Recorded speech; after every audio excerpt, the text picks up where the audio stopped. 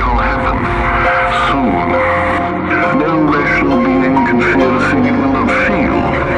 Not seeing that this is what we fear. No sight, no sound, no touch or taste or smell. Nothing to think with, nothing to love or link with.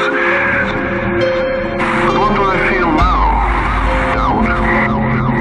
The anesthetic from which none can round. Postmen, like doctors, go from house to house, turning over their failures. Seem to be synthetic, new, and natureless in ecstasies. Conjures the weekday world of those who leave at dawn.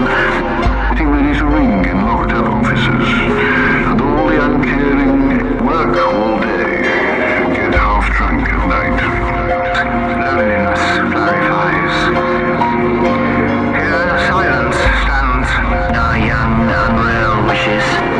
Here is unfenced existence, facing the sun, untalkative.